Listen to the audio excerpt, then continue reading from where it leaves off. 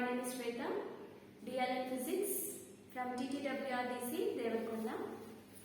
Today my class includes some basic concepts of physics followed by laws of motion and concept of ensemble. And this is the part 1, and in part 2 I will discuss about electric charges, electric field, and something related to electromagnetism. Okay, now I will start with the basic concepts. First, I would like to give definition of physics. As you all are familiar with this definition, once again I am going to repeat it. So, physics, it is one of the branch of science, and it is very, we can't separate that branch from, it is involved in all other branches also, directly or indirectly. So, I can say that it is one of the most important branch of science, which has a wide range of applications, not only in physics but also in some other branches of science, almost all branches of science. Now, coming to the definition, physics, it is a study of natural phenomena, properties of matter and energy. It also gives a connection between matter and energy. Okay. Now, coming to the physics. Now, so it studies about, it deals with natural phenomena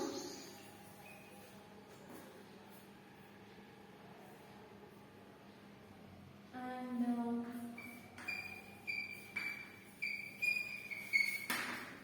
properties of matter and energy. Besides these, physics also gives a relation between matter and energy. How matter and energy are related, how these matter changes in with relation to space and time, how energy is related to matter, and vice versa. Okay. Now coming to the first examples of natural phenomena, like lightning. Lightning is one of the natural phenomena during monsoon or during rains. This is a natural phenomena, and this is also explained as it is lightning is related to electronics. Electric charges. Next, properties of matter. You know about matter. All things, whatever it may be, all things which have mass and which occupies a space, we can say those things or substances, or we can say them as matter. Okay, we can say matter can be defined as something, substance or something which has mass and which occupies space. Okay, matter nothing but almost everything in our universe is matter. Okay, so matter means it has mass and it occupies space. Okay, now we have a clear idea about matter. Matter means something which has a substance or something, a substance or a thing which has mass and occupies space. Now, matter exists in 5 states, but we are all familiar with 3 states: solid state, liquid state, and gaseous state. Now, coming to the solid state, liquid state, gaseous state, and 4th state of matter is plasma. And the 5th state is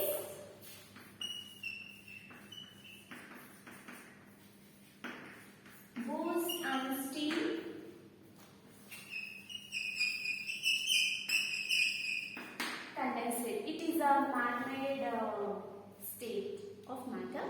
Now, okay, you all know the properties of solid, liquid and gases. Okay, these are the new states of matter. Next, okay. Next, I would like to go to the next subtopic.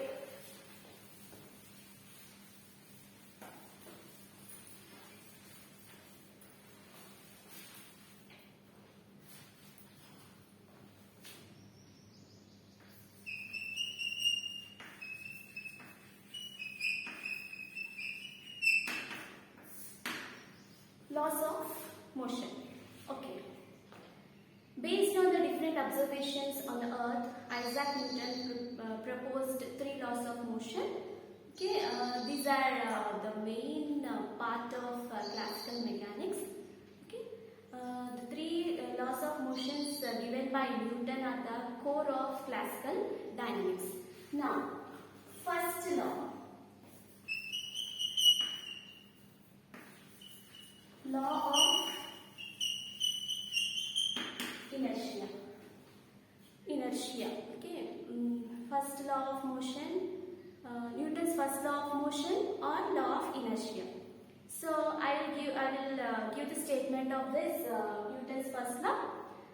Every body continues to be in the state of rest or in state of uniform motion unless some external force acts on it to change its state. It may be rest state or it may be motion. In other words, see, for example, there is an object, it is in rest position. Until and unless you apply some force, external force on it, it doesn't move.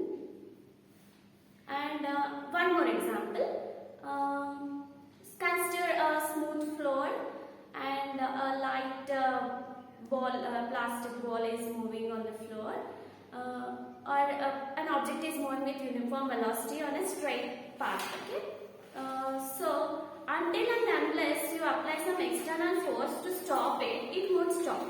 So we can say that objects, it may be an object everything in this universe continues to be in the state of or in the state of uniform motion with some uniform velocity. It continues to be in that state only until some external force acts on it to change its state. Okay, so inertia is directly proportional to mass. Okay, more inertia, more mass, less inertia, less mass. Okay, so law of inertia. Next, second law of motion is also known as law of force or acceleration. Okay, the statement of Newton's second law of motion is that, okay, suppose there is a particle or a substance. Okay, the product of mass of the particle, suppose this is the particle, it has some mass m and it is moving. Okay, it has some acceleration a. Okay, when it is so how we can define force according to Newton's second law is the product of mass of the body and its acceleration is equal to force. Nothing but F is equal to ma. In other words, we can define in the same law of force can be defined in some other way, like this. Second law, see, the rate of change of momentum is equal to force. This is the Newton's second law of motion. Next, coming to the third law. Yes, everyone is familiar with this law.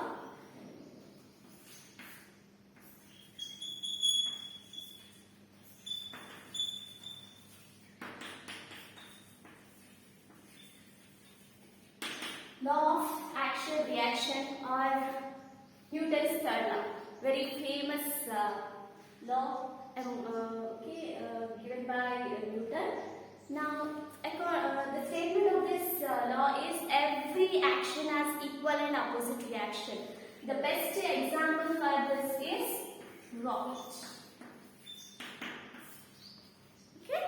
Next, system of variable mass. As we know that mass is absolute, means in an isolated system, mass doesn't change, means mass remains constant. In an isolated system, if we consider an isolated system, mass of that system remains constant. But there are few cases, in some systems the mass changes as time progresses. Okay, those systems are called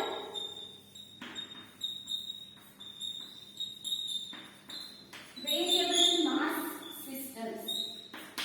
Means in this variable mass systems, the change in mass may be positive or negative.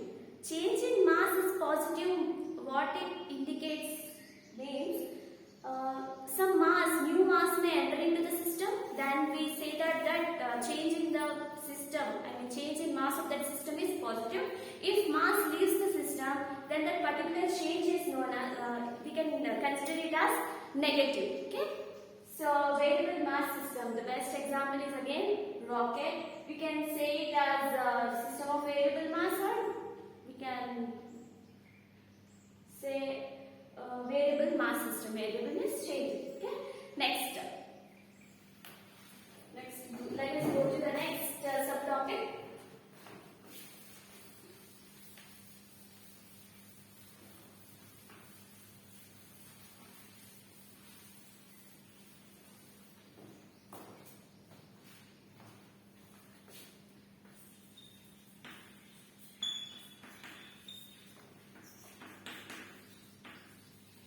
Concept of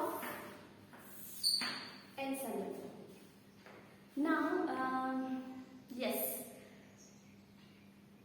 until the end of 17th century, all the natural phenomena were explained with the help of ordinary laws of mechanics, classical mechanics. Okay, but classical mechanics was unable to explain some phenomena like when a system contains a large number of particles. Let us see in detail. Okay, first, if we consider a case of a gas molecule, consider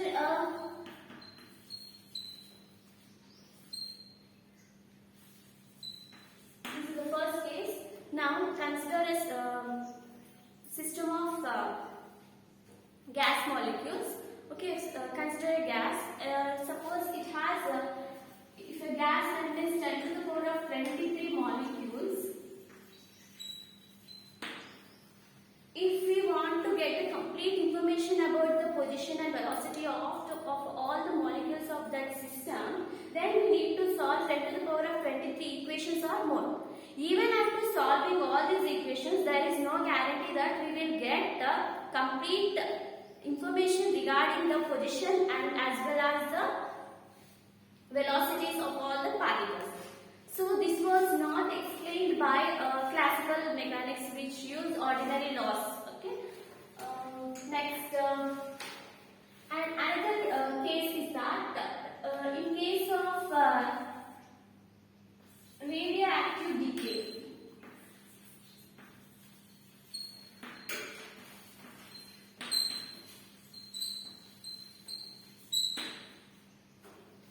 See, as you all know that radioactive decay, we know that some substances or some elements in the nature, in order to attain the stability, they spontaneously they emit radiations. Okay, due to that they can attain their stability. So radioactive decay, for example, if we consider a radioactive element, classical mechanics was unable to explain which atom of that radioactive element has decayed. Okay, Let me tell properly. See, for example, if we consider a radioactive element, classical mechanics was unable to, classical statistics was unable to say which atom was decayed faster, okay, which was and when, okay. Next, for example, an atom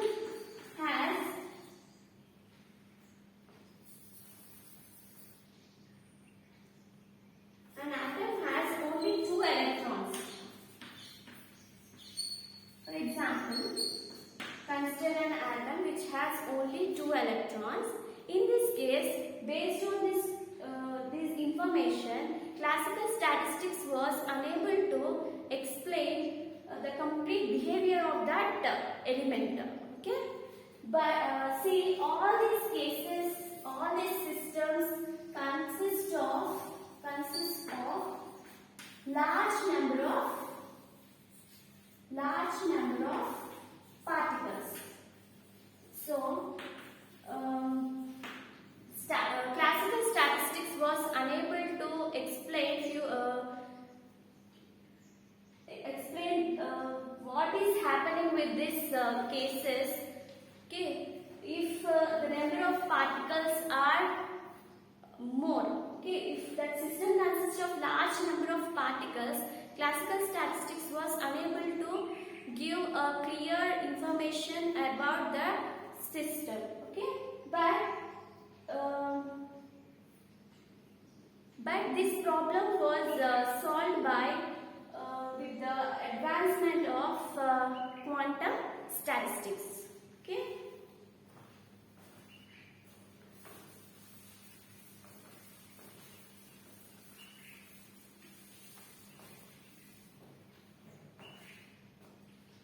Yes. As you all know that classical statistics was unable to explain some phenomena like photoelectric effect, black body radiations, etc. But quantum statistics was able to explain and prove successfully. Okay. Now, so quantum statistics, the drawbacks of classical statistics was solved by quantum statistics. Okay, the methods of quantum statistics.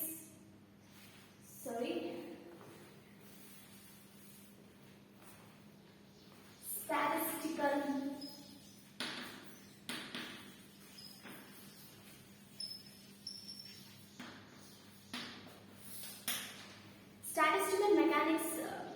Okay, the systems which were unable, the classical mechanics was unable to explain some phenomena, like as we have seen earlier, the system of gas molecules and radioactive decay, and also, and if an atom contains only 2 electrons. But this problem was solved by using statistical mechanics. There are 2 methods in this statistical mechanics. Okay, first let me define statistical mechanics.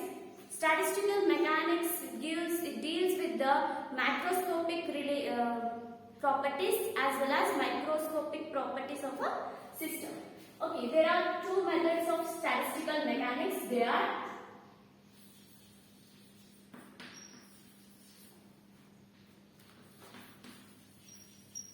classical statistics and quantum statistics, statistical methods. Okay, and Maxwell classical statistics is also known as Maxwell-Boltzmann statistical method. Next, coming to this, it was again subdivided into 2 types. Okay, first one is Fermi-Dirac and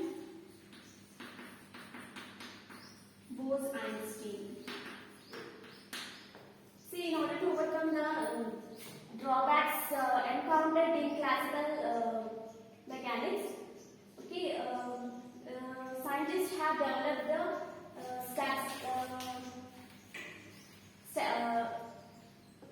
classical statistics is also known as Maxwell-Boltzmann statistics and quantum statistics. The drawbacks which were encountered in this classical statistics were solved, or they have resolved by using this quantum statistics. Quantum statistics was developed by scientists named Fermi, Dirac, Bose and Einstein, 4 scientists. Okay. Next, the particles which obey Fermi-Dirac statistics are known as fermions. Examples: electrons, protons and neutrons. And the particles which obey this Bose-Einstein statistics are photons, ground state helium atom, etc.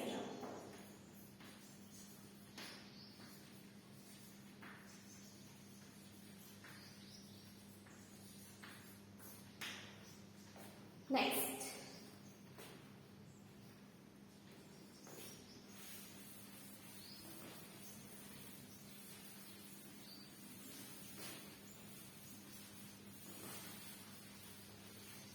Now this was the first part of the class, and the second, now I am going to start the second part, and it completely deals with the electric charges, electric field, electric potential, electrostatics and also applications. Okay.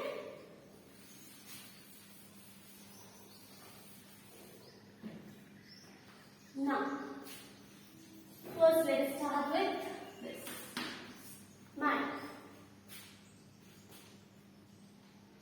As we all know about this, but let me again define it.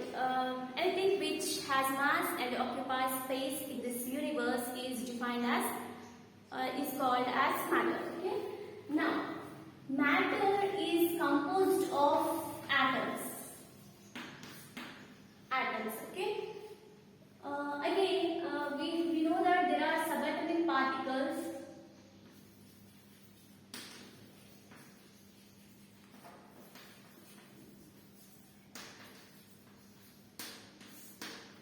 Subatomic particles. Okay. Everything is made up of atom. Okay. Again, atom consists of some particles. You all know that. Atom consists of a heavy nucleus at its center, heavy mass at its center, which is called nucleus. Okay, and nucleus, subatomic particles are electrons, protons, and neutrons. Okay. Center of the atom is nucleus. Entire mass of the atom is due to nucleus. Now, again, coming to the interior part of the nucleus. Nucleus consists of protons and neutrons. As you all know that protons are positively charged particles and neutrons are neutral particles, means zero, charges zero. And this, now we can say that the nucleus is positively charged. Okay, nucleus is positively charged. Next, again, around this nucleus, electrons move around nucleus in their orbits. Okay, coming to electrons, these are negatively charged particles. We know that atoms are electrically neutral. It means that number of protons is balanced with the number of neutrons. That means that number of protons is equal to number of electrons. Okay, next.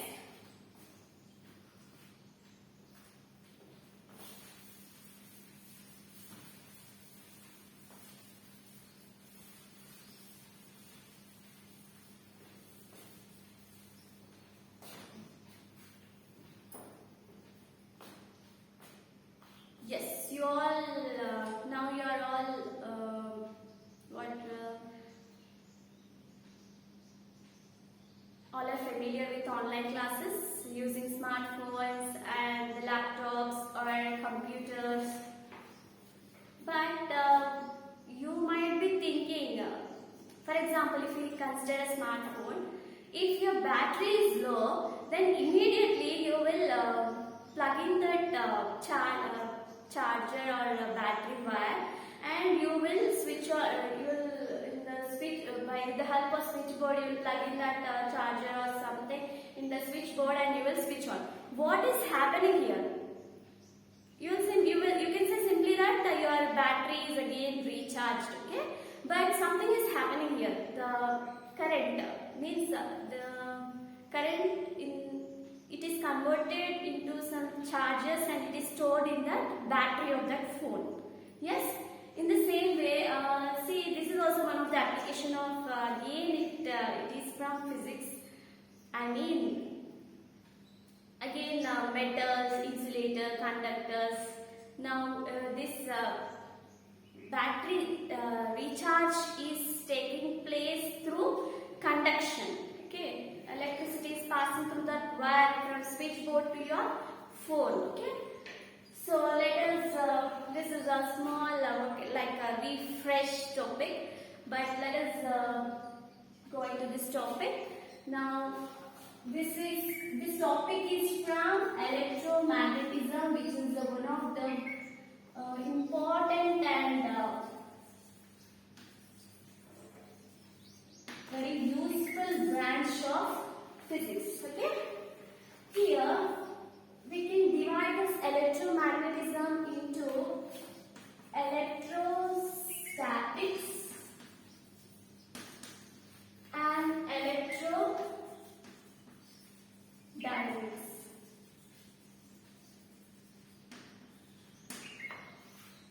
Here we will be learning about charges, fields, electric charges, electric field,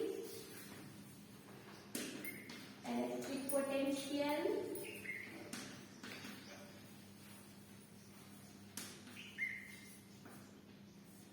capacitors, Gauss law, etc. Coming to this slide here about the magnetism and dielectrics. Next, electromagnetic induction.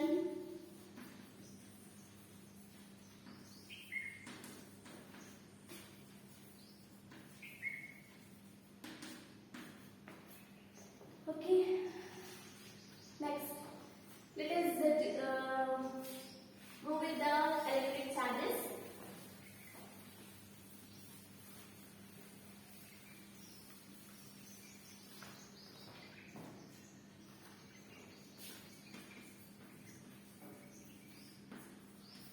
In electrostatics, the name itself is indicating that in this the charges are in rest. Okay, electrostatics means charges at rest. In electrodynamics, the charges are in motion. Okay, here the charges are at rest. As you all know that electrons are negatively charged particles and protons are positively charged particles. Now here we will see how many types of charges are there. Okay, there are two types of charges. I think you are familiar with this. The two types of charges are positively charged particles and negatively charged particles. Okay. Now, yes.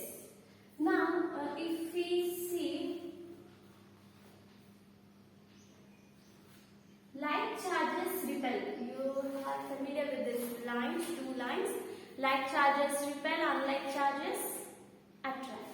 For example, if we consider two positive particles, okay, these two particles will repel. Positively charged particles will repel each other. Similarly, if you consider two negatively charged particles, again these two particles also repel each other. If we take one positively charged particle and one negatively charged particle, these two particles will attract each other. Okay? Now, I will represent point charges diagrammatically.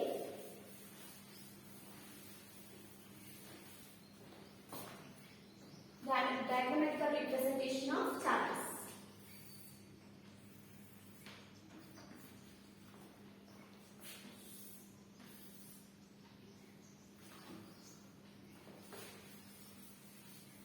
Now, this is an isolated positively charged particle.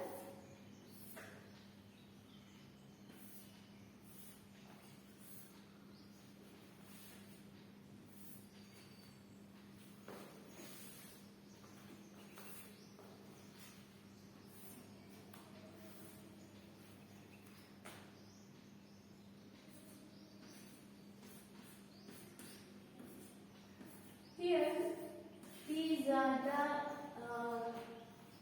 lines which are around the particle are lines of force. In positively charged particle, the force of lines are outward. Okay? Whereas coming to the negatively charged particle, the electric lines of force are the direction of electric lines of force are inward. Okay.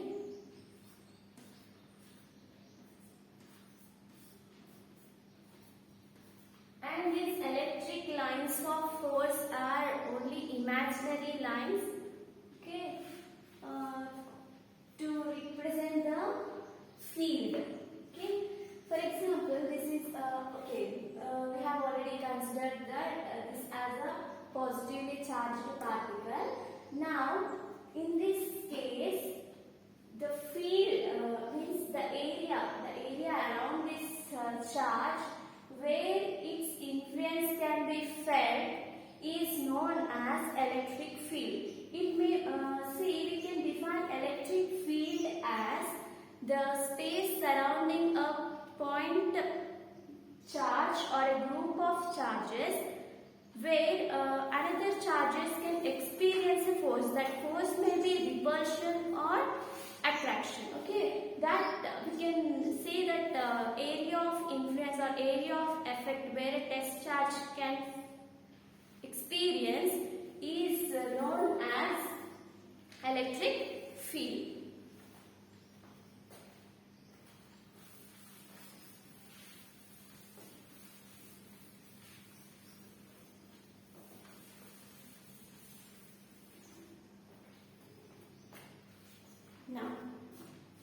Now let us see the difference between charge and mass.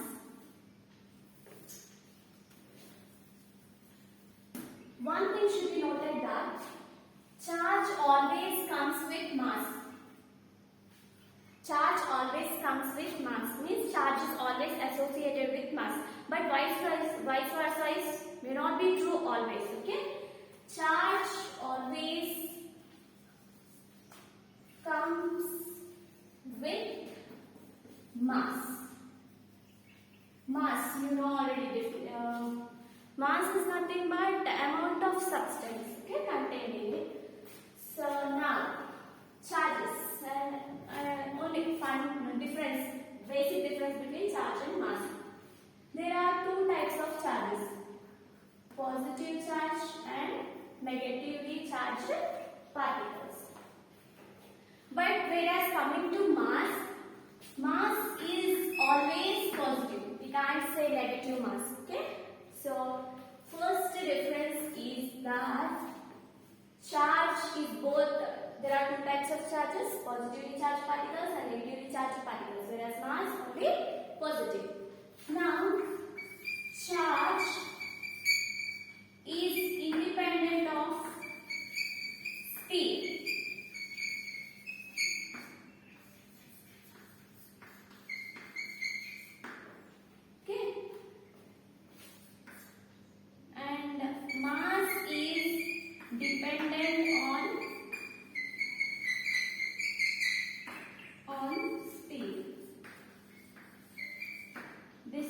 explained by this equation. All are familiar with this. Okay. This is the rest mass and this is the variable mass. And if an object is in motion or if it is moving with certain speed, then variable mass will be greater than rest mass. Okay? In case of small minute particles, it may differ. Next.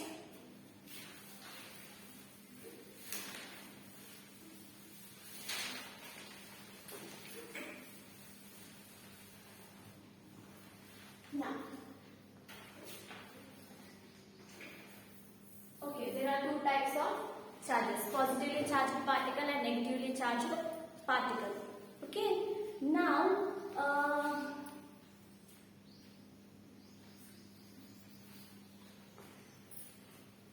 electron is known as fundamental charge.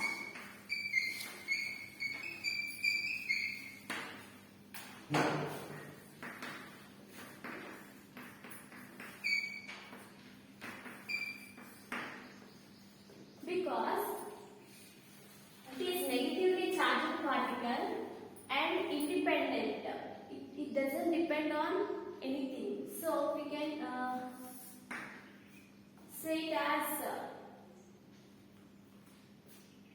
okay, as you know, it is electron is equal to 1.6 into 10 to the power of minus 19 coulomb.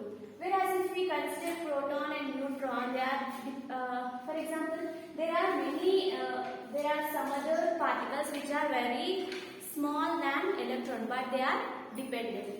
So, electron is a fundamental charge. Next.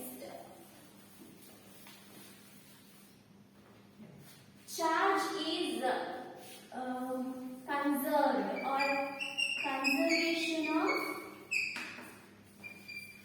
charge. It means that, okay, you are familiar with this conservation of energy in the same way, charge. Conservation of charge. It means that charge can neither be created nor be destroyed, but it can be transformed.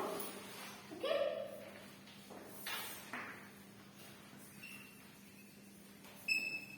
Charge can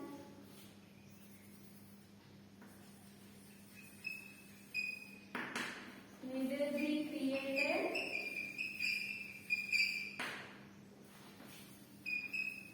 nor destroyed, but it can be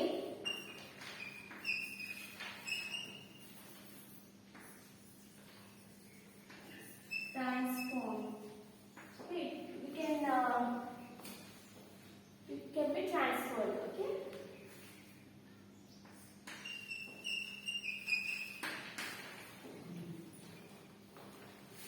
By frictional electrification means take a plastic scale and rub it against your hair.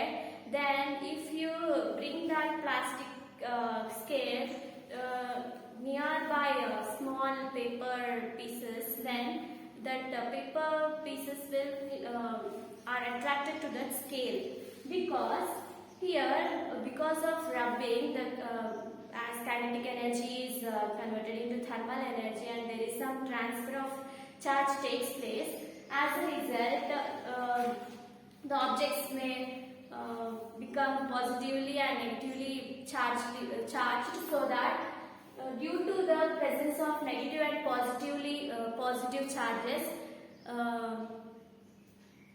they get attracted. Okay, as you know that unlike charges attract. So this is the reason.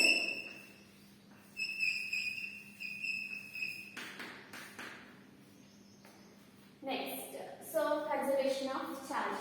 If you take few charges in an isolated insulated system, okay, consider an isolated system with insulated walls. Okay, you consider charges, and after disturbing it, it means after after moving it in different directions and place it again in the same place, and after that if you see there may be change in the distribution of the charges, but the before see the charges remain same in the before and after some action was performed on it. Q1 plus Q2 plus Q3 is equal to Q1 dash plus Q2 dash plus Q3 dash. It means that charges remains the same, okay? But they are transferred. That's it. Next.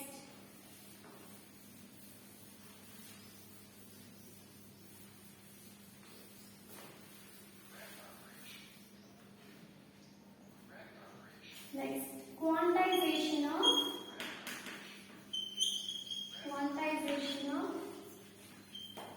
charge. Quantization means what? Available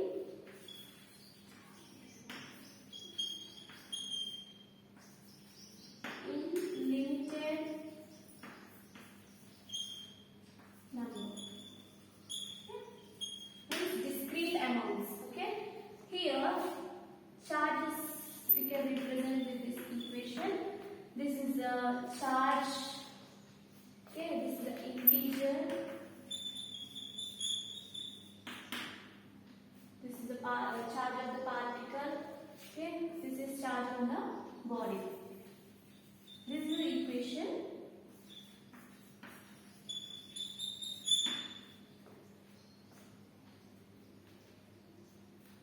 And see, charge is transferred only in discrete amounts, means some fixed amount. That should be an integer. For example, see, if we take 8 into 10, okay, so this is the equation for this. Okay, next I will start with next topic.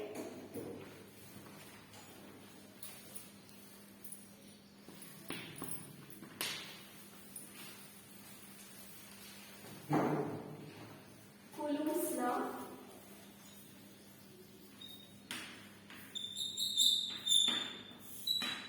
Consider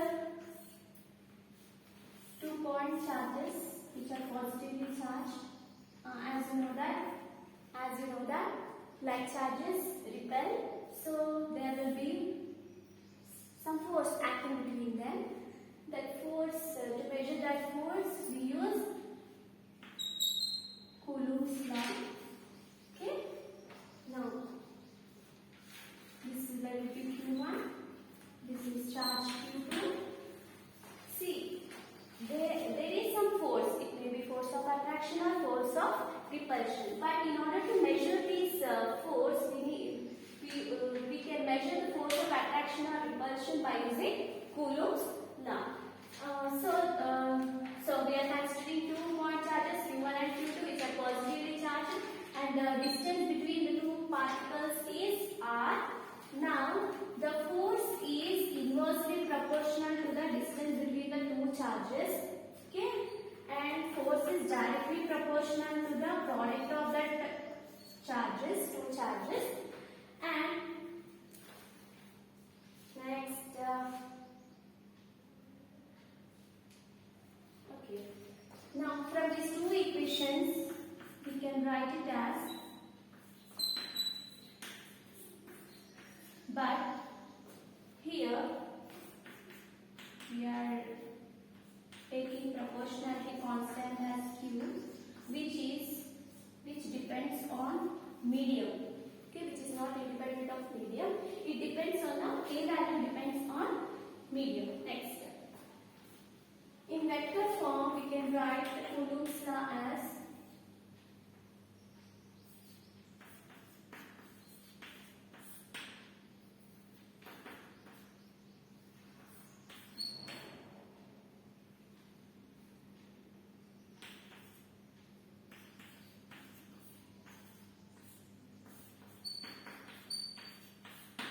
this is a vector form. Similarly, the force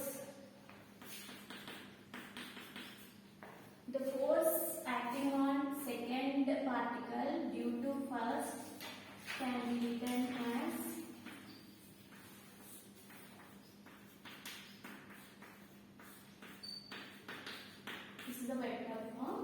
Next, I would like to give some similarities and differences between this Coulomb's inverse square and gravitational inverse square law. So first, similarities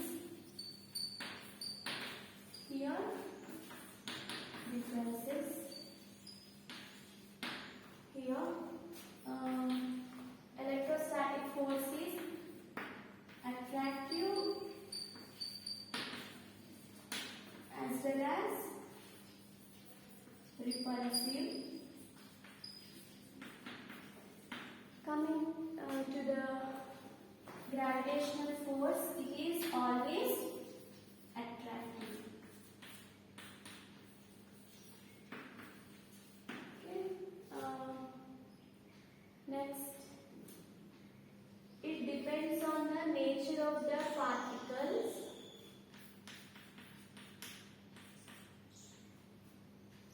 Okay. Electrostatic force is interaction between charges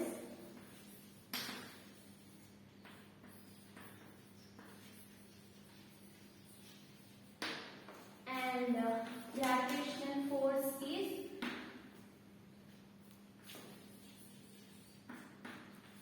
interaction between masses. Okay. These are few basic similarities and differences between universal gravitational constant, gravitational inverse square law and Coulomb's inverse square law. Okay. Now, I want to give a summary of this. First, I have discussed about the basic concepts of physics, followed by Newton's laws of motion, and after that concepts of ensemble. But I didn't explain about types of ensembles, but have just gave definitions about different statistical methods. Next, followed by electromagnetism. In that, again basic concepts, followed by electrostatics and types of charges, nature of charges, and electric field, and next diagrammatical representation of point charges. Next, Coulomb's law. After that, differences between universal gravitational inverse square law and Coulomb's inverse square law. Okay. This was all about this class, and now I would like to conclude this. Okay.